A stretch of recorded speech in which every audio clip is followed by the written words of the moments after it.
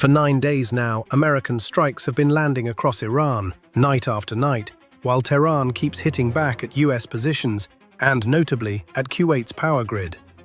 Instead of jumping straight into who fired what, it's worth walking through this the way the operation itself unfolded, phase by phase, because the pattern in each stage tells you something the headlines don't. Phase 1 is the strike pattern itself. For a second consecutive night, American operations didn't really raise the ceiling in scale or target selection, with one real exception. Most of the hits stayed along Iran's coastline, chipping away at capabilities tied to shipping threats and missile production. But there was a notable outlier, a strike far in the northwest, near what's often called Iran's missile city around Tabriz. That's a sharp geographic jump, aimed squarely at Iran's long-range missile capacity. The nightly rhythm has become predictable. Strikes cluster after dark, taper off by morning, scattered hits trickle through the daylight hours, some apparently carried out by Arab states rather than the Americans, and then the cycle resets after dark.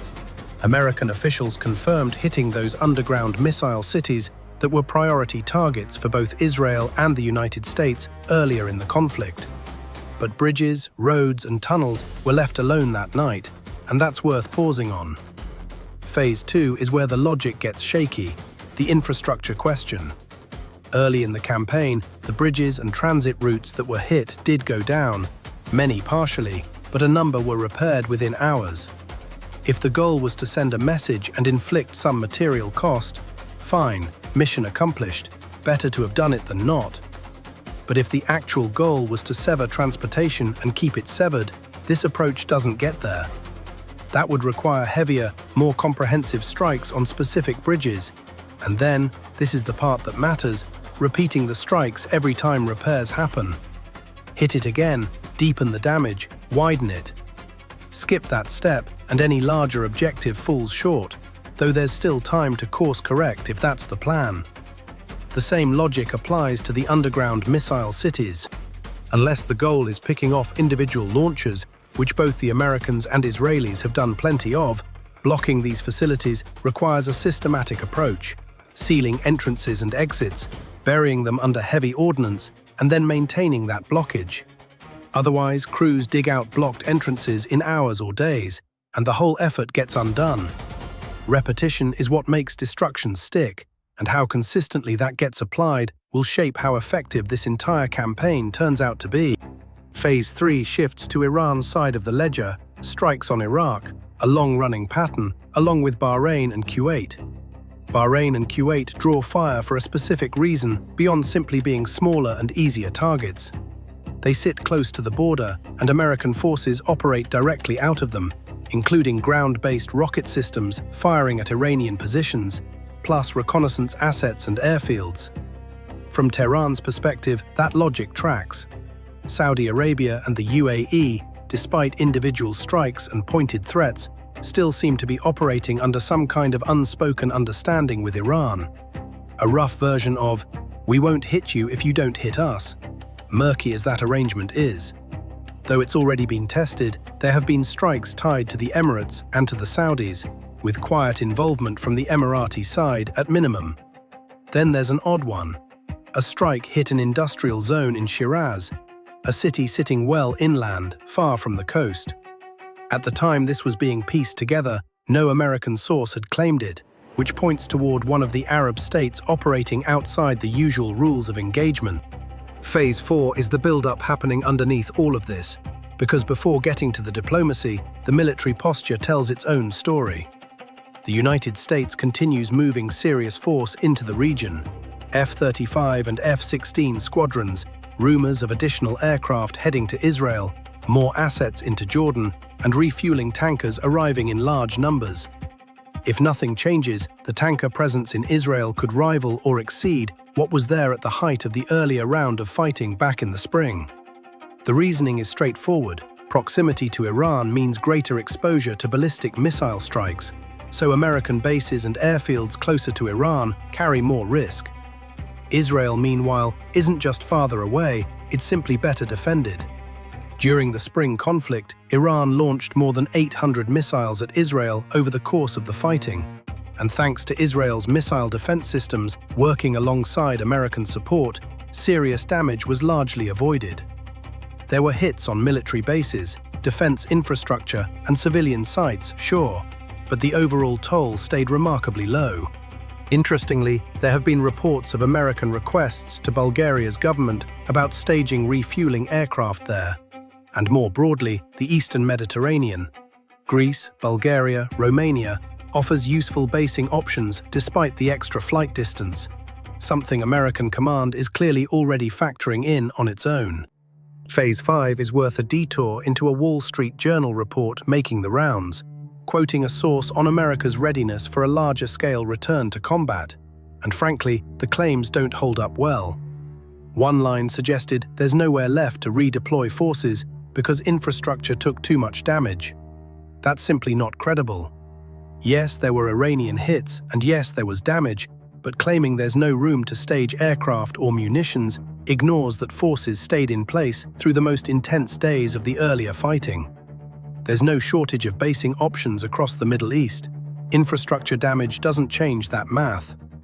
The report also raised a shortage of interceptors, which is real enough. There have always been fewer interceptors available than Iran has missiles, and that imbalance isn't new.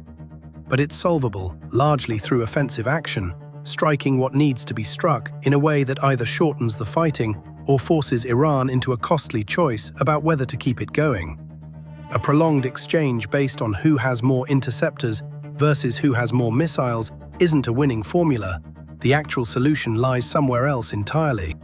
The report also claimed the White House isn't even tracking this, which is worth a raised eyebrow on its own. Then there's the claim about a shortage of long-range strike assets, supposedly leaving no way to fight Iran, also not credible. Long-range assets like Tomahawks exist and can be used more or less aggressively, but here's the thing. An effective campaign against Iran doesn't actually require heavy use of long-range weapons right now. Iranian air defense has been suppressed as a system, and whatever flickers back to life isn't hard to put down again. American strikes have been carried out with standard precision, and even some non-precision munitions launched from short range. Virtually any target inside Iran could be destroyed within hours, and long-range weapons aren't the deciding factor here, regardless of whether there's a broader global shortage of them. And if long-range weapons really are scarce enough to constrain a campaign against Iran, that's a bigger problem entirely. It would mean shortages exist for a potential confrontation with China too, which points to something needing to change on a much larger scale. None of that erases the need to deal with Iran now. Because if the argument becomes, can't fight Iran, not enough resources, the obvious follow-up question is, then who exactly can be fought? Small terrorist cells? That's not a serious standard for a global power.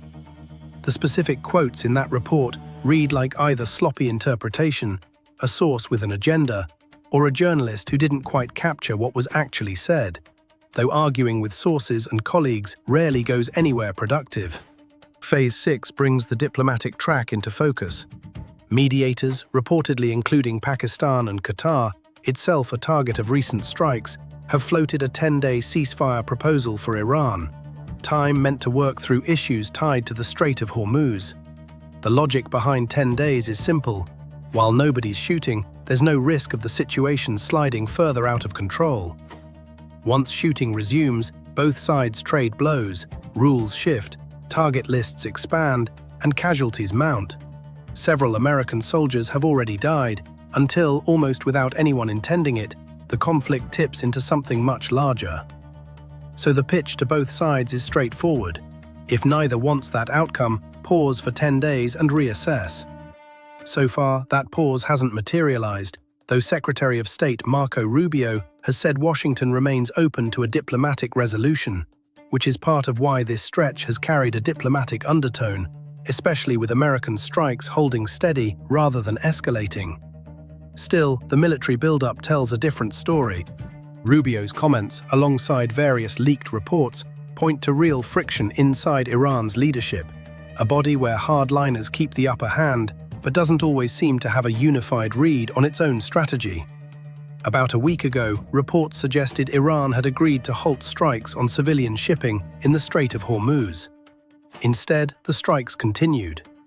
There was even a report that Iranian negotiators told their American counterparts that some uncontrolled faction was responsible and would be dealt with. Except that uncontrolled faction likely dealt with whoever promised to rein it in first, because the strikes kept coming. Iran's Revolutionary Guard specifically confirmed that 2 vessels were attacked again overnight, allegedly for attempting passage through the Strait of Hormuz at American urging.